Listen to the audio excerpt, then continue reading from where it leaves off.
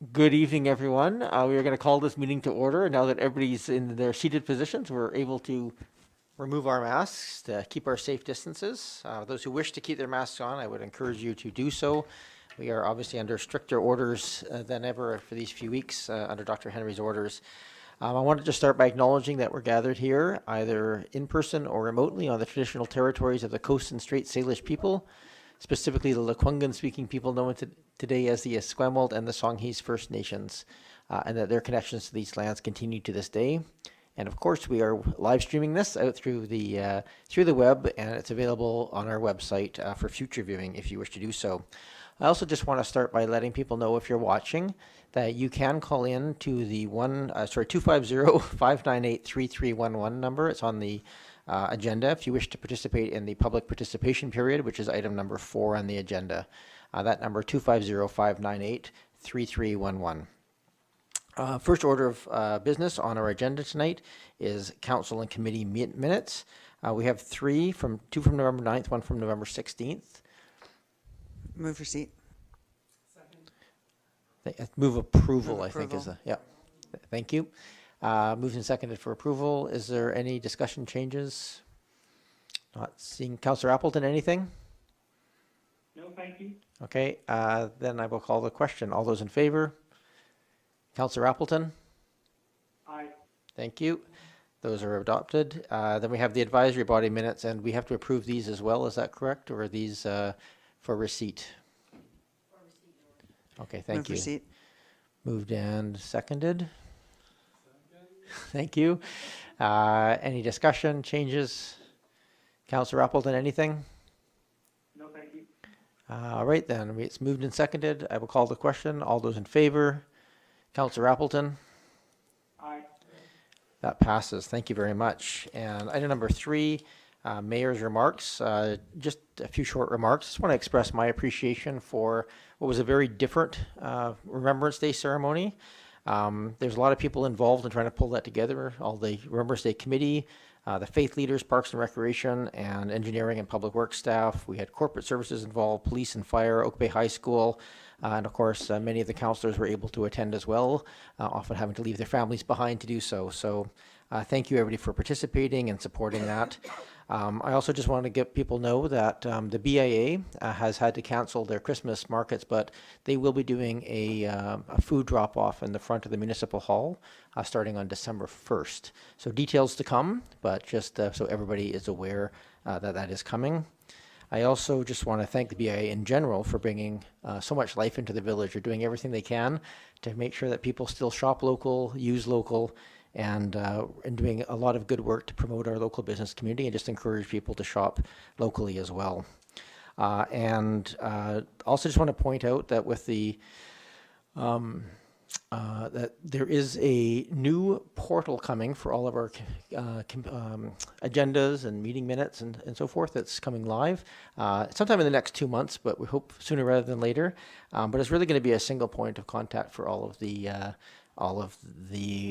minutes, and much more searchable, much more cohesive in terms of its access to information. And I guess I should just acknowledge that we are under new guidelines here under Dr. Henry's guidance. I'm just very thankful in our community that we have people being so supportive, and I really appreciate that people are wearing their masks where they're supposed to and giving people distance in public. So just want to express my appreciation to the community. I know it's tough, especially as we get closer to Christmas, to be socially isolated like this, but it's also very important. So what I've seen, I've been very heartened by, and I look forward to meeting people in person again one of these days. Up next, we have a public participation period. As mentioned at the beginning, the phone number is 250-598-3311 if anybody wishes to call in to address council on anything of interest to the district. Is there any calls at this time?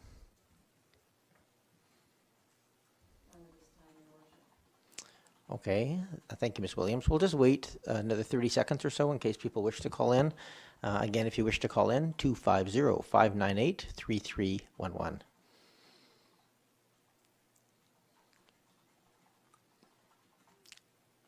I should probably just say that about multiple times during my mayor's remarks so people have more time to jump on the phones if they wish to.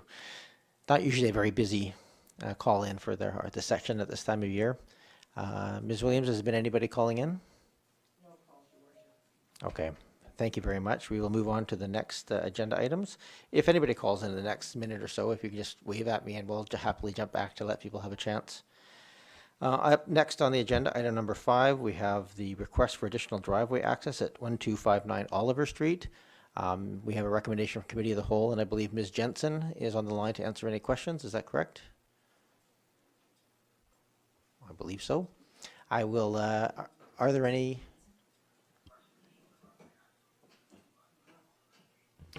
Your Worship, we do have engineering and building and planning staff on the line. Very good. Are there any questions of staff?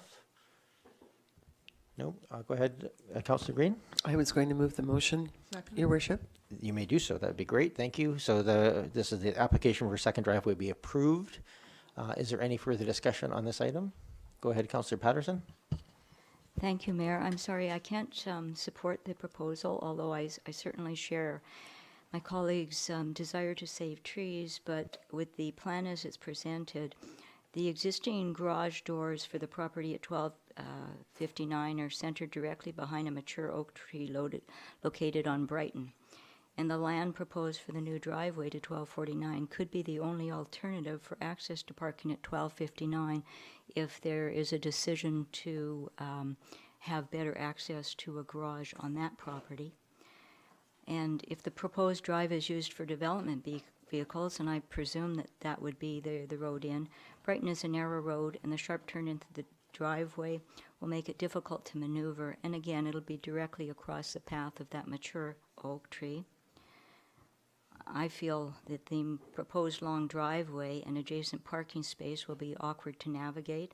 And when I look at the driveways like this around the district that are being developed, generally the parking then goes onto the street and not onto the driveway, while we're taking green space out of the back areas of yards, and it sits there empty while the roads get loaded up. And the compliance with district restrictions for the driveway, because it's limited because of the amount of hard surfacing, compliance with district restrictions for the driveway will fall to the owner of the easement land, who does not benefit from the use of the proposed driveway, and where the resolution of that owner may be forced into what is generally the case, litigation. And also, there's no impact of installation of underground services yet that is determined by the plan. So for those reasons, I don't support the application as presented. Thank you, Councillor Patterson. Is there any other discussion or questions of Council? Councillor Appleton, I'm just going to try and reach out to you directly just in case you're talking and it's on mute or something. So do you have anything to add? No, Your Worship, thank you. Thank you. So the motion is on the table. The motion is to approve the second driveway. Seeing no other comments, I'll call the question. All those in favor? Councillor Appleton? Aye. Any opposed? Councillor Patterson opposed. That passes. Thank you very much. And Councillor Patterson, I appreciate you raising your concerns in this forum as well. Next up is item number 6 is development application permit for 1476 Beach Drive. I think what we'll do is, since we are at council here, Councillor Green had the right idea. If we could just get a motion with a recommendation from the Committee of the I'll move Whole. the recommendation. This is all to approve the exterior alterations. Are there any questions or comments? Yep, thank you. Moved and seconded. Thank you. Is there any questions or comments? Nope. Councillor Appleton? No, thank you, Your Worship. Okay. Not seeing any. I will call the question. All those in favor? Councillor Appleton? Aye. Any opposed? None opposed. Thank you very much. That passes. We have up next the Jack Wallace track update. Is there is Mr. Payne here to speak to this item? Mr. Payne is available, Your Worship. Mr. Payne, are you able to give a quick overview of this item? This has been a long time since it's been in front of us, and we have the report, but there's no sort of recommended motion here in terms of if we want to move this forward or not. And I have one piece of additional information as well I received from the president of the High School Alumni Association, who's looking at doing the fundraising as well. But Mr. Payne, are you on the line? Yes, Your Worship. And since I'm the first member of staff, I get to be the one to test the volume. How's my volume? It's actually quite good. We can hear you very clearly in the room. Oh, wonderful. Thank you, Your Worship. Yes, I'll be brief. This item was presented during committee whole meetings of last year's budget deliberations, and council was asked if the district wanted to contribute towards the resurfacing of the running track at the school. And council deliberated and directed that staff bring it forward to council for consideration. Should council wish to contribute towards the track for next year, staff will integrate it into the 2021 draft financial plan and likely recommend a funding source from surplus, since the accumulated surplus reserve is a result of unanticipated budget surpluses, and this is an unanticipated expense. And our capital reserves could be used to fund this as well, but generally our capital reserves are used to fund assets that are within the district's control and ownership, and we plan for the replacement of those assets. So staff would likely recommend the funding source to be accumulated surplus. Thank you, Your Worship. Thank you, Mr. Payne. And the update I just had, I can confirm that the funding that was put in place last year by the school district, the $108,000 that they set aside, is still being held, so they're still committed to that. So what isn't available is any other funding sources besides the municipality and then the fundraising effort. So they're looking currently, if we approve this, of about $100,000 of additional fundraising to fund the rest of the track. So that's the situation right now. I have Councillor Zelka and then Councillor Green. Thank you, Chair, for the opportunity to ask a quick question. I'm not sure whether staff can answer this, and I apologize for not preparing staff ahead of time for this question. The lands that Oak Bay High School sits on is a patchwork of lands sort of partially owned by Oak Bay and partially owned by other entities. The curiosity I have is that the piece of land sitting underneath the track, does staff happen to know who owns that, or in whose title that lands happen to be on? And thank you. Sure. Thank you, Councillor Zelka. Mr. Payne, are you familiar with the primary area of, I think, lack of clarity is the parking lot, but I believe that, do you know currently whether or not the track area is completely clear that the title belongs to the school district? Your Worship, I'm actually not clear. However, the reason why the district is part owners of the lands is really rooted in legislation and legislative change. I believe Victoria District has the same issue whereby the schools used to be run by the local governments long before the Municipal Act was enacted, before the School Act was enacted.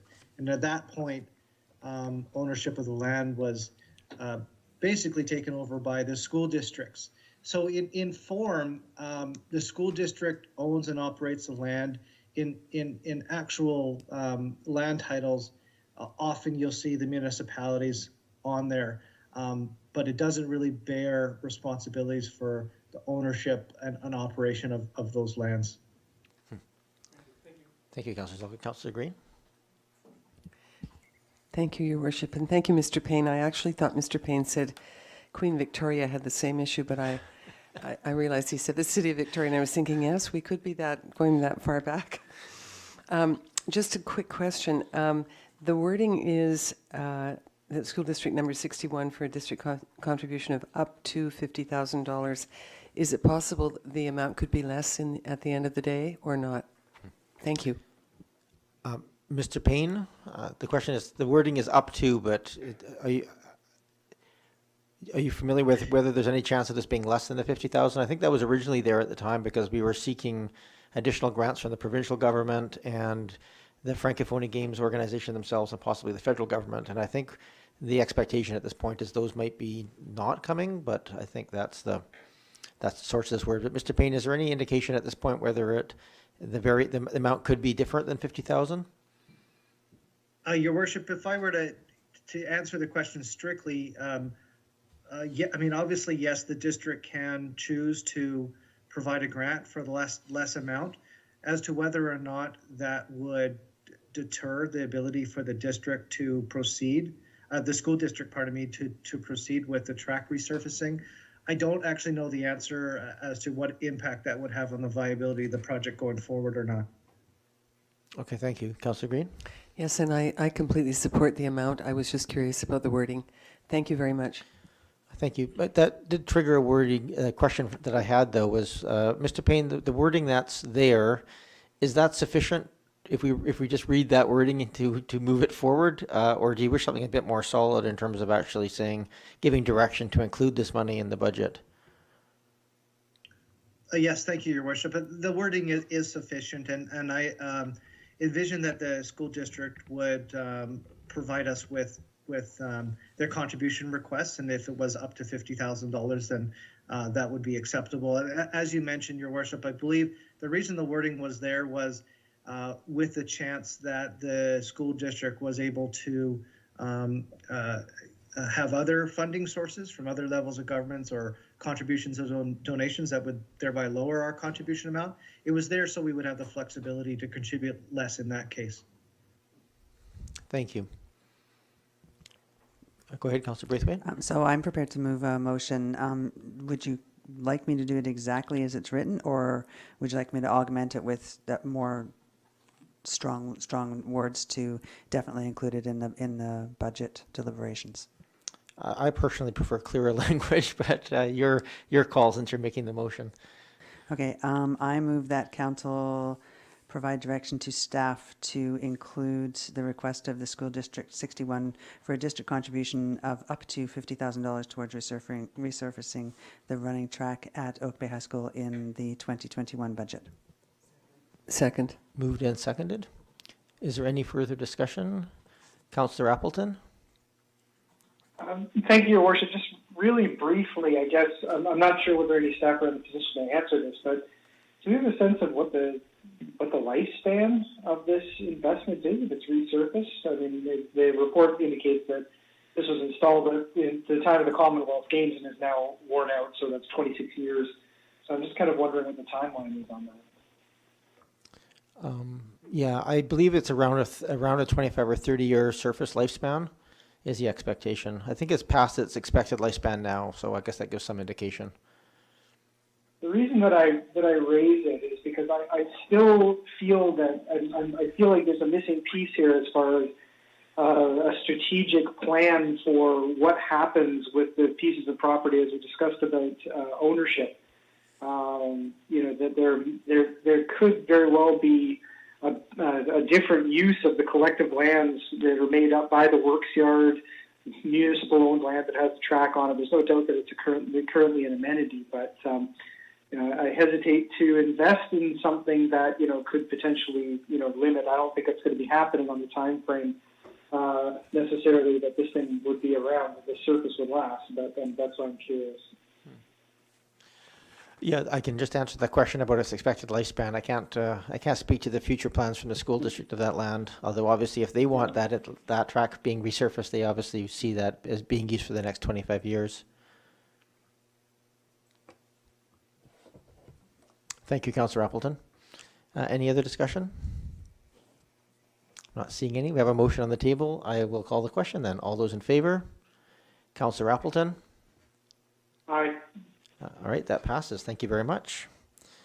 And I look forward to having a jog around that track at some point in the future. Item number 8, the provisional 2021 Parks, Recreation and Culture budget. I believe we have Mr. Herman and Mr. Payne on the phone to answer any questions. I'm not sure who's doing a quick overview of this. Is it Mr. Herman that would give the introduction? I believe it'll be Mr. Payne, Your Worship. Okay, then, well, welcome back, Mr. Payne, our Director of Financial Services, to give a quick overview of the Parks and Rec provisional budget. Yes, thank you, Your Worship. And the purpose of this report is twofold. Despite its name, the purpose of the report isn't really to discuss in detail the provisional Parks, Rec and Culture budget.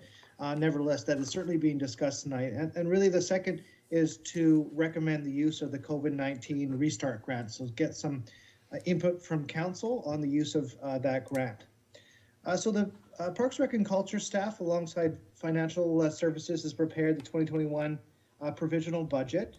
And this provisional budget indicates a $4.1 million decline in revenue and a $1.7 million decline in expenses for a net funding shortfall of $2.4 million.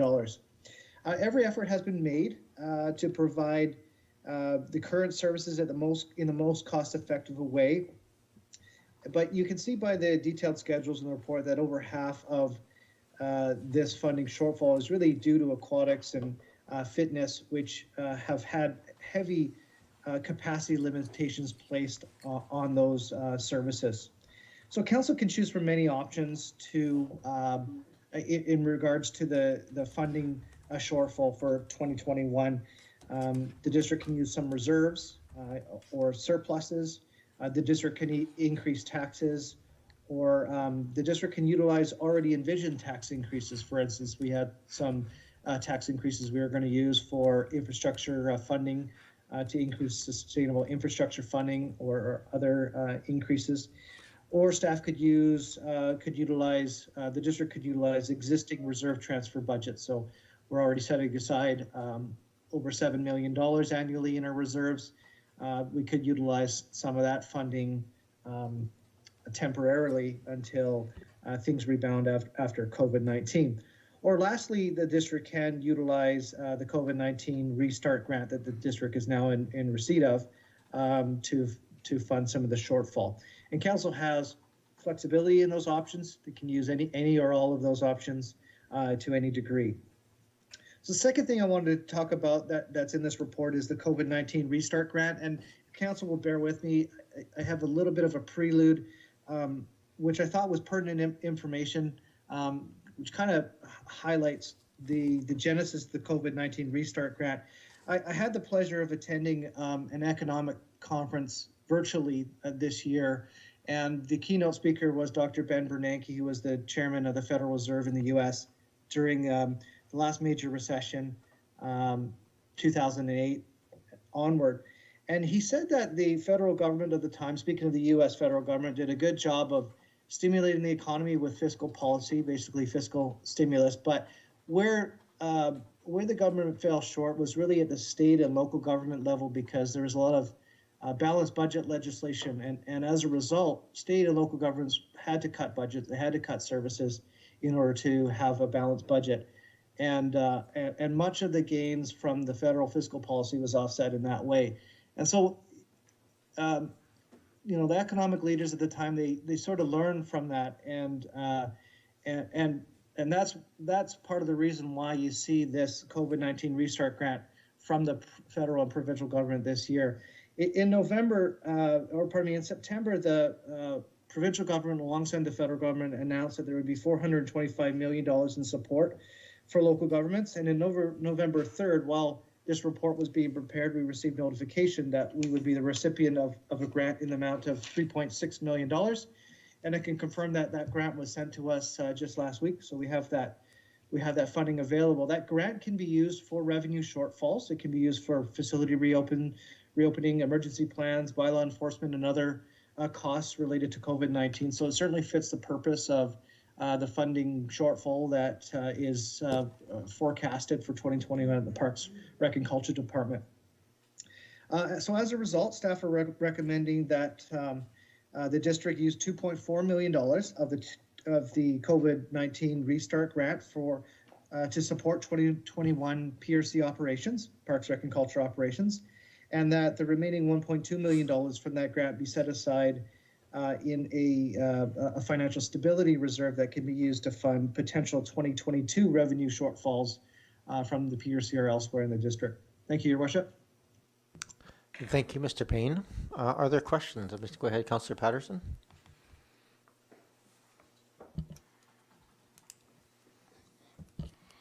Thank you, Mayor, and through you to staff. I thank Mr. Payne also for his diligence in maneuvering us through the financial challenges of a very unusual year. So I think we appreciate it both in the Q3 reporting and certainly in this overview, and also the Parks and Rec staff who have done a very good job at maneuvering an extremely difficult time also. On the presentation, a couple of quick questions. On page 3, you talked about a cumulative budget surplus of $2.6 million.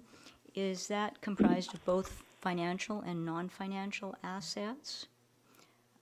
And if it is a combination of both, maybe if you could just tell us what is financial versus non-financial? Thank you, Councillor Patterson. Mr. Payne? Sorry, Your Worship, I'm going to have to ask Councillor Patterson if you wouldn't mind repeating the question. I'm sorry, I'm struggling to understand what part of the report you're referring to. Thank you. On page 3 of your report, you talk about the cumulative Councillor Patterson, can you just speak up or move a little closer, speak up a bit? That's just help. Yes, thank you. On page 3 of your report, talk about the cumulative budget surplus that was accumulated for Parks, yes. Rec, and Culture. So if you could just perhaps provide information on whether that's both financial and non-financial, and if it's a combination of both, approximately maybe percentage-wise, if not an exact amount of how much of it is financial. Thank you, Councillor Yes, Patterson. okay. Go ahead, Thank Go ahead, you, Mr. Your Payne. Yes, that's quite helpful. Just to clarify, the accumulated budget surpluses up to 2019 was 2.6 million. This year, the budget deficit was $1.9 million. So up to we're anticipating it to be $1.9 million. So at the end of 2020, overall, since 2011, the Parks, Rec, and Culture budget deficit is expected to be about $700,000. And to answer your question, yes, it's 100% financial assets. The Parks, Rec, and Culture budget in and of itself doesn't take into account non-financial assets such as tangible capital assets. That's dealt with really largely in a different section of the budget. The operating department budgets are typically 100% financial assets. Thank you for asking that question. Thank you for that clarification. And Mayor, if I could just continue. Go ahead. In the report, you outline a number of options for council to consider. Most of this, of course, is directed at Parks, Rec, and Culture, which is understandable. Are there any alternative considerations that council should be looking at in addition to this? And perhaps if you could also just speak about how the balance of the funds that are not used as proposed here will be allocated for future use. Thank you. Thank you, Councillor Patterson. Go ahead, Mr. Payne. Thank you, Your Worship. The options that are presented in the options section of the report, I would argue, are actually corporate-wide. For instance, use of the result, it impacts the Parks, Rec, and Culture budget, absolutely. But the actions themselves, I would suggest, are corporate. So, for instance, using the district's accumulated surplus reserve, certainly that's a district-wide resource. So it really impacts the district's resources as a whole. Tax increase, certainly that tax increase would be dedicated to the PRC, but that revenue would be the entire tax base. Infrastructure replacement, generally, we've increased over the years our infrastructure replacement transfer to reserve budget, admirably, I would argue, and it's for a reserve that is undedicated, meaning it's just general infrastructure replacement. So the infrastructure that can be replaced from that reserve, again, corporate-wide, could be facilities in PRC or facilities elsewhere, could be pavement, could be equipment. So again, I would say it's more corporate-wide. So hopefully that answers your question, Councillor Patterson. It does. I believe that what I heard from Mr. Payne too is that he has consulted with the various departments of the district, and collectively this is the most recommended application of the funds that we've received. Thank you, Councillor Patterson. Are there other questions of Mr. Payne? I just have a question. Well, actually, I'll go to Councillor Appleton. Did you have anything? Yeah, thank you, Your Worship. I just wanted to clarify in the recommendations, there are the two parts. Firstly, to utilize 2.4 million towards the 2021 budget, and then referring to the financial stability reserve to address future funding shortfalls. The recommendation refers to just future funding shortfalls generally, and then later on in the same report it refers to Parks, Rec, and Culture shortfall. So I'm just wanting to establish, is the recommendation centered around a financial reserve specifically for Parks, Rec, and Culture, or just for a financial stability reserve related to funding shortfalls more broadly? Mr. Payne, could you understand the question? Absolutely. Thank you, Your Worship, through to Councillor Appleton, an excellent question. The recommendation is that the remaining $1.2 million be transferred to a financial stability reserve, and that could be used to address shortfalls, again, district-wide. If you're asking me what the chances are that the leadership team would recommend and what will probably incur, it will probably be directed again in 2022 if needed to the Parks, Rec, and Culture budget. However, that should that forecast picture change and another department we believe would be appropriately use of those funds, this recommendation would allow us to use it for other departments or other revenue shortfalls throughout the entire district. Thank you, Thank Mr. you, Payne. and I appreciate that, because that's exactly the gist of my question is that I can understand that subsequent to 2021, it may very well be that Parks, Rec, and Culture may still incur shortfalls, and that may be the most logical way to use that. But then unexpectedly, unanticipated revenue shortfalls in another area, it would be nice to be able to use those there as well. So just a quick follow-up, if I could, Your Worship. Go ahead. I just wanted to ask the question that, are we aware if we set aside those funds into that reserve, I'm going to assume that we are then allowed to retain that reserve, as in that grant would be considered dispersed. We don't have to disperse the remainder of those funds on a specific timeline. It's sort of a one-time grant that doesn't have anything associated with it like that. Mr. Payne, in terms of the actual mechanism of applying this grant, are you aware of what the limitations are? Through Your Worship, yes, and really an excellent question. This grant appears to be broad enough, applicable enough, such that we've consulted our auditors, and they're seeking some advice on a consolidated way from their colleagues across the province. But all indication is that this is an unrestricted grant because the use of the funds are quite broad. So the district has great discretion in how it can use it. Mind you, the ministry has indicated in the letter to us that the funds will have to be reported in a schedule to our audited financial statements. So the use of those funds will have to be reported. The question remains, suppose that after 2022, the district still has some funds. What sort of expenses can it be used for? I anticipate that's not going to be a question that's going to be of much relevance to the district. I think there's sufficient COVID-19 related impacts to our budget such that we'll be able to use those funds and then some. However, that's something that we'll monitor closely, and we'll report back if there's any indication from the ministry of a restriction on the future use of those funds. Thank you. Councillor Appleton, anything else? No, thank you, Your Worship.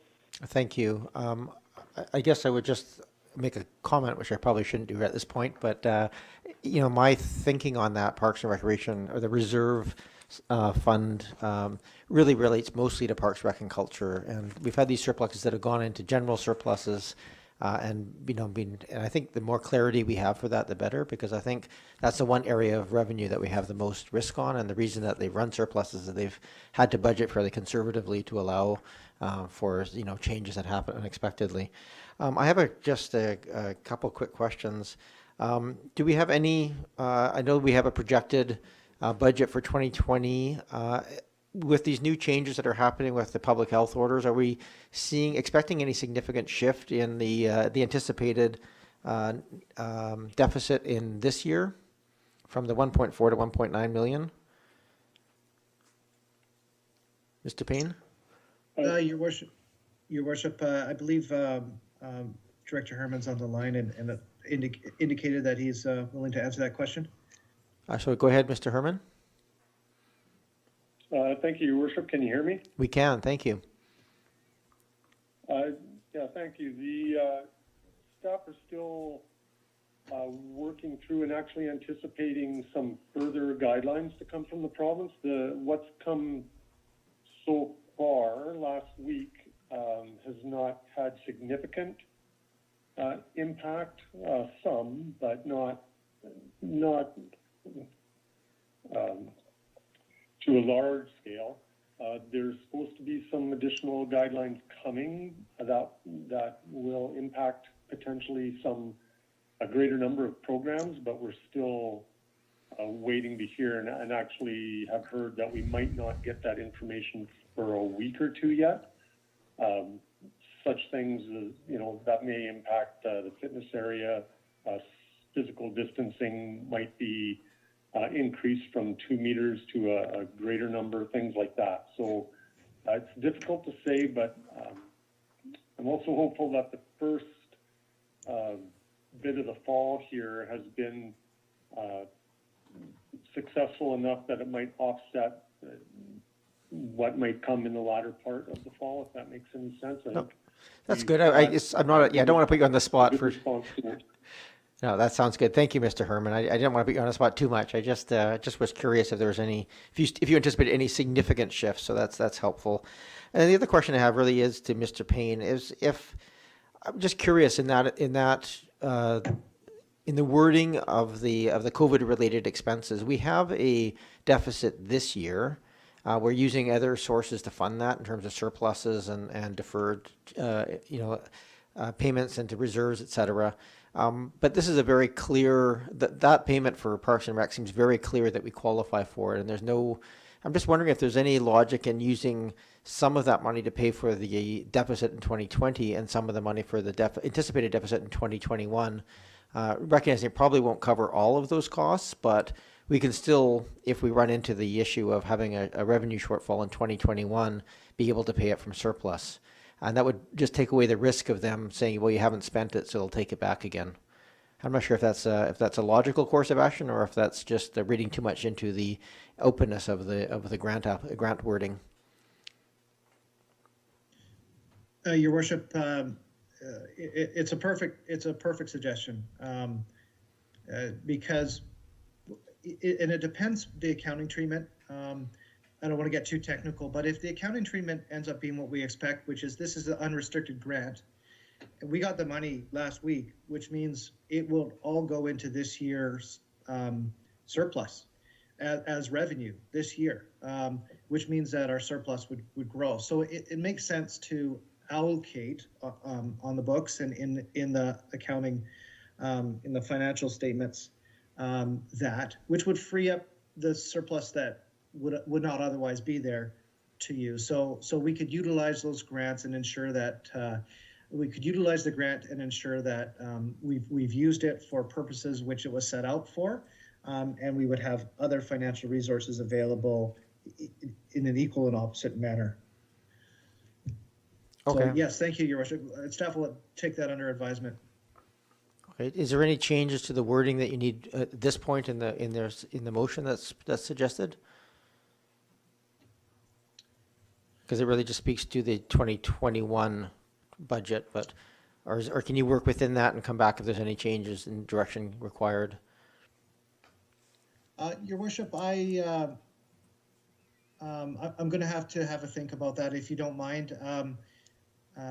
Again, it really does come back to whether or not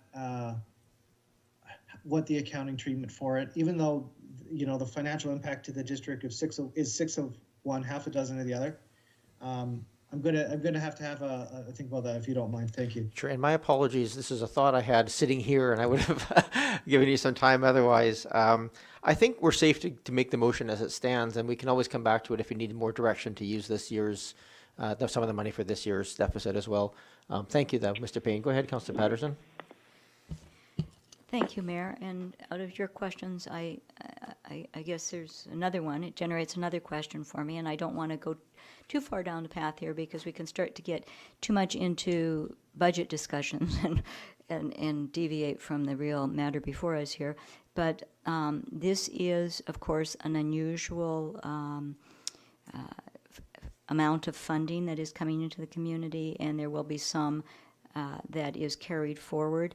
And I do trust that there will be some sort of flag notes then in the financial reporting so that we partition this from what would be our normal revenues and expenses. It's just to identify that it is an unusual circumstance, because as time goes on and some of us may or may not be at the table, other people will wonder, well, why did the revenue drop in future years? So I trust that is something that you're very diligent, so I trust that you'll be clarifying that in future statements, but I'm just checking to ensure that happens. Okay, thank you. I'll take it as a rhetorical question, Councillor Patterson. Thank you. So if I'll go back to the table here, go ahead, Councillor Braithwaite. I'm happy to move the recommendation. Do I have to say it all? There's quite a lot of it there. Or should I just say as per the staff recommendation? Our option 4. I don't have the here I do. Yeah. Okay, so I'll move the recommendation as per the staff report of option 4 to utilize the COVID-19 Safe Restart Grant funding. Towards the to There's fund actually just in the agenda itself. There's a. Yeah. That's there's the one you'd like me to read? Okay. Yeah, if you don't mind, just read that one out. Okay. That's the clearest. I move that the recommended report titled Provisional 2021 Parks, Recreation and Culture Provisional Budget, authored by the District Director of Finance and dated November 23rd, 2020, be received, and that Council direct staff to utilize $2.4 million of the COVID-19 Safe Restart Grant to fund the 2021 Parks, Recreation and Culture budget, and further, that the remaining balance of the COVID-19 Safe Restart Grant funding be set aside in a financial stability reserve to address future funding shortfalls related to COVID-19. Thank you. Is there a second? Seconded. Thank you. Any further discussion on this item? Councillor Appleton, anything else? No, thank you, Your Worship. Okay. Not seeing any further discussion. I'll call the question. All those in favor? Councillor Appleton? Aye. Thank you. That passes. And on to item number 9 on the agenda, we have new business and verbal reports. Is there any new business here tonight? Okay, I don't see any. Report on the Capital Regional District. I just want to congratulate the chair of reinstated chair of the CRD, Chair Plant. There's a new vice chair in Director Mercereau from the District of Saanich. Mayor or Director Helps and Screech form the chair and vice chair of the Housing Corporation again, and Director Blackwell and Plant as the chair and vice chair of the Hospital District again. No changes there. The meeting there was tied up largely with operational election and type things, so there's nothing much new to add on the CRD front. But I will add, since I just have the floor here, and we'll go to other verbal reports, I also just wanted to say I was at the BC Association of Police Boards, and there's just ramping up there some work to try and work with the province on their Police Act review process. So that work is underway at this point. But with that, are there any other verbal reports from other committees, commissions? Go ahead, Councillor Patterson. Thank you, Mayor. We held our Zoom CREST board meeting on November 18th and extended our thanks to Gordy Logan, who is stepping down as the longest-serving director and chair of CREST, and Kiara Kahakawila was elected the chair of the CREST, so she begins her 4-year term, effective immediately. And at the meeting, we also approved our 2021 budget and the 5-year financial plan. Very good, thank you. Councillor Braithwaite? Thank you. Just, I also needed to pass along a thank you from the South Island Prosperity Partnership to everyone who participated in their Rising Tide online session last week. It was very successful, so I hope any of you who participated got something out of it and that you enjoyed it. Thank you. Thank you. Any other verbal reports? Councillor Appleton, anything? No, thank you, Your Worship. Thank you. Up then next is just the, item number 10 is the resolutions notice. Oh, sorry, Councillor Patterson, go ahead. Sorry, I better not forget this one. It's most important. But the Oak Bay Heritage Foundation held their annual general meeting on November the 10th.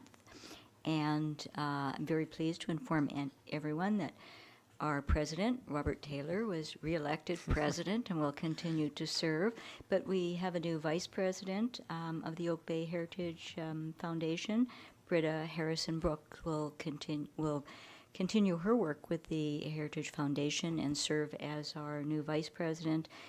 Jane Hall will be the secretary, and Bronwyn Taylor will be the treasurer. So I take pleasure in thanking them for their continued service to the Oak Bay Heritage Foundation and look forward to working with them in the coming year. I should also add that they did also approve their new policy manual, and as soon as the minutes are approved, I will get that over to the hall. Thank you. Thank you very much, Councillor Patterson. Item number 10 on the agenda, we have the resolution notice. These are the recommendations from Committee of the Whole. So we can just move all of those together, and we can separate them if anybody wishes to discuss any. Go ahead, Councillor Green. Sorry. I'm happy to make the motion. Thank you. Is there a seconder? Move. And would you like me to read it all? No, we don't have to read it out. It's fine. It's in the, and it's very clear from the Committee of the Whole, so it's fine. Okay, thank you. So I will move the resolution as it's set out. Okay, thank you. If you just turn off your microphone, and we'll get a seconder. Second. Moved and seconded. Thank you very much. Is there any discussion on these? Councillor, oh, go ahead, Councillor Green. Very briefly, I would just like to, through you, thank staff and particularly Ms. Williams for wrangling this one to the ground and for making the changes that we requested over time. I know it's been a lot of work, but I just want to say thank you very much for that. Thank you. Councillor Appleton, anything on this, on these recommendations from the Committee of the Whole? No, thank you, Your Worship. Okay. Seeing no other discussion, I will call the question. All those in favor? Opposed? Not opposed. Thank you. Item number 11 on the agenda. We get into honest to goodness council work where we're making bylaws and changes. Item number 11 is zoning amendment 38 at 1538 Monterey Avenue. I think just out of formality here, I'll just ask staff to give a quick overview of each item as it comes up. Mr. Anderson or Ms. Jensen? Thank you, Your Worship. So just as a reminder, Committee of the Whole considered this at their meeting last Wednesday. The zoning amendment proposal is specific to the property at 1538 Monterey Avenue. It is one of two properties for which the district has entered into lease agreements for refugee housing with the Victoria Immigrant and Refugee Center Society. The society is proposing to use the Monterey home for a mix of refugees, which could include couples, individuals, or single parents, up to a maximum of 8 people. But in order to do that, a zoning amendment is required that would allow for housing of additional unrelated individuals and the related support systems, including an on-site caretaker and education programs that would help integrate the new refugees into the community. So the proposed zoning amendment does not change the zoning of the property from the current S5, which is the RS5 zone for family residential use. What it does do is introduce a site-specific zoning amendment that would be for this property only, which would provide for the congregate housing permitted up to a maximum of 8 persons and 2 domestic staff. So should council give the bylaw first and second readings tonight, a public hearing would be scheduled for January 14th next year, 2021. And at that, staff are requesting council direction. Thank you very much, Ms. Jensen. I think it's appropriate to have first and second reading, and we can have debate. Go ahead, Councillor Zelka. As mentioned in the agenda, I'd like to move that council consider the site-specific zoning to permit congregate housing at the 1538 Monterey Avenue and give first and second reading to zoning amendment bylaw 2020 number as mentioned. Do you want this B as well? Just the first part. But if you could read out the number for the record as well. 3531.105. Thank you, Councillor Zelka. Is there a seconder? Second. Moved and seconded. Thank you very much. Is there any discussion on this item?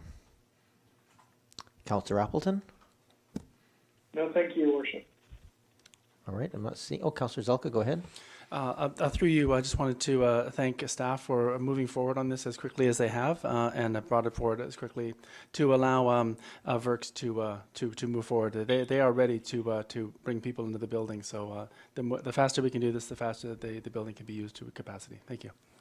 Thank you, Councillor Zelka. I'm not seeing any other discussion. I will call the question. All those in favor? Councillor Appleton?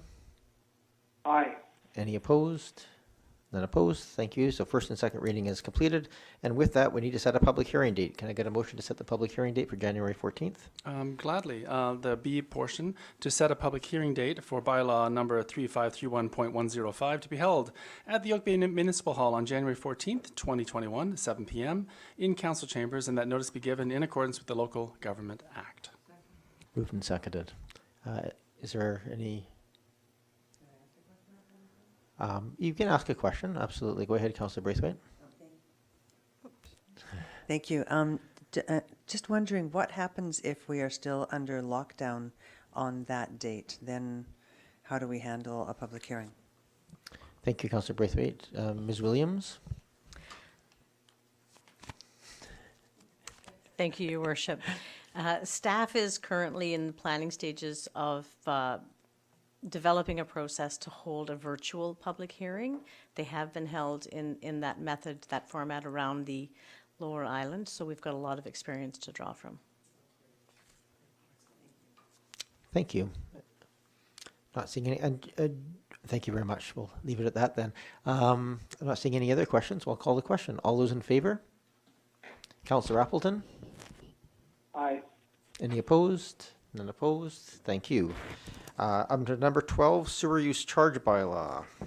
I don't believe we need to have any input, but I'll take questions after we get after we give first two readings. I'll move that council give the first two readings to the sewer user charge bylaw number 4392-2008 or 2008, amendment bylaw number 4776-2020.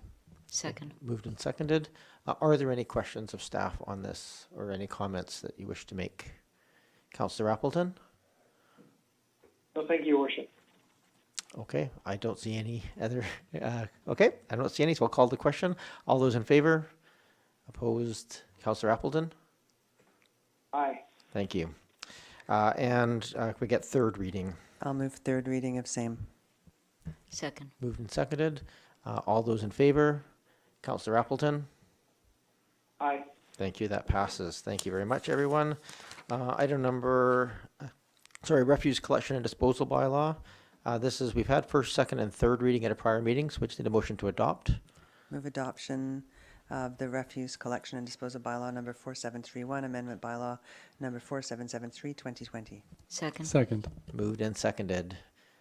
Is there any discussion? Usually an adoption. Councillor Appleton? No, thank you, Your Worship. All right, then I will call the question. All those in favor? Any opposed? Councillor Appleton? Aye. Thank you. And number 14, water rate bylaw. I move that council adopt the water rate bylaw number 3717-1981, amendment bylaw number 4774-2020. Second. Moved and seconded. Is there any discussion? I'm not seeing any then. I will call the question. All those in favor? Councillor Appleton? Aye. Any opposed? None opposed. That passes. We have item number 15, council procedure bylaw. I'll move that the memorandum from the Director of Corporate Services introducing Council Procedure Bylaw number 4740/2020 for consideration of readings be received for information, and that Council Procedure Bylaw number 4740/2020 be given first and second readings. Second. Moved and seconded. Thank you very much. Any discussion, questions at this time? Councillor Zelka. Thank you very much, Chair, and through you to staff. Thank you so much for the report and for the changes that were made as a result of some of the discussions that came out of the Committee of the Whole meeting last. I did want to ask a question related to a companion document that this document makes reference to, in particular the agenda guidelines. One of the comments that I brought forward last time had to do with the posting of the agendas up on the website. And I was told that, and I just want to confirm with staff, this is still the case, that the agenda guidelines would most likely indicate where and how this would be done. So I pulled up a copy of the agenda guidelines, which a copy of was made available at the previous meeting, but not today's meeting. It's confusing to me. So I'm hoping that it would be, since the guidelines are at the discretion of the Ms. Varela, I was hoping that she could possibly explain the potential discrepancies in there, or maybe I should just take that offline. Well, I think probably a detailed discussion, probably better offline since it's not in our agenda package, but I'm happy to. I mean, obviously the goal here is to make it as clear as possible, because if members of council aren't clear, then probably members of the public wouldn't be either. So, shall I just point out in general what appears to be an inconsistency to me with please, respect that would to be helpful. Okay, so in the agenda publication guidelines from the Committee of the Whole last week, in the purpose, it talks about how the agendas will be posted. A copy of the agendas will be posted at the public notice posting places defined in today's bylaw. Yes. However, later on in the agenda publication guidelines, towards the bottom, it says they will be posted at the front and rear entrances, on the public notice board, at the website, and the administrative counter as well. So there appears to be an inconsistency in that document that I was hoping could at least be cleared up or made fairly clear, so that the top didn't appear to contradict the bottom. Sure, thank you. And Ms. Varela, you can address that now if you wish. Thank you, Your Worship. So certainly if there is a discrepancy in the document, staff will address that. The intention is that we do meet the legislated obligations for posting, and the intention is also to get it on the website as appropriate. So again, I think staff can stand strong in its efforts to date to make sure things are out well in advance of how they have historically been done. We've made advancements with that. Certainly the website's getting friendlier all the time. Staff are taking great strides to make that information more accessible, so we continue building on that. And the operational guidelines that are those companion documents, staff will seek to perfect those before final adoption. But thank you for pointing that out, Councillor Zelka. Thank you, Ms. Varela. Can I just make one point? I think what I heard from Councillor Zelka, what I heard was there's a reference to the legislative requirements at one point, and then the aspirational goals later. So maybe if it's just a bit more clear that those are the two definitions, that would probably help in that document. Go ahead, Councillor Zelka. Thank you very much, Chair. I also did want to take this opportunity to thank staff for how much better the whole posting of the agenda process is. I can recall 4 or 5 years ago, we would get 24 hours at most to see 24 working hours at most to see the public and council before we would have to somehow digest it all. And now this is all being posted not on the Friday late, but on the Wednesday beforehand. So it's absolutely wonderful to have the lead time. And I'm hearing compliments. It's not me, it's all of the staff. So thank you so much for that. I did also want to say that I've noticed, and others have noticed, oakbay.civicweb.net, which is where all of our documents are posted. Maybe because our Director of Financial Services came from Central Saanich originally, those tools, those iCompass tools, are now being used to good effect. And a feature that they had pressed into service, I see we have now pressed into service. So we actually have, if anyone goes to that web address, as I mentioned, where all the documents are, it actually looks beautiful. It actually looks like it's a website. It actually appears friendly and inviting. It's not like it was before. So I just wanted to say it's been noticed, and thank you very much. Thank you, Councillor Zilk. I know a lot of that is Ms. Williams and other administrative staff as well. So thank you for that work that's going on. I know it's getting better all the time as well, which is even more exciting. We have a first and second reading on the table here. Any other discussion? Councillor Appleton, anything? No, thank you, Your Worship. Thank you. Then I will call the question. All those in favor? Councillor Appleton? Aye. Any opposed? None opposed. Thank you. And can I get third reading? I'll move third reading of the council procedure bylaw number 4740, 2020. Second. Moved and seconded. Thank you. All those in favor?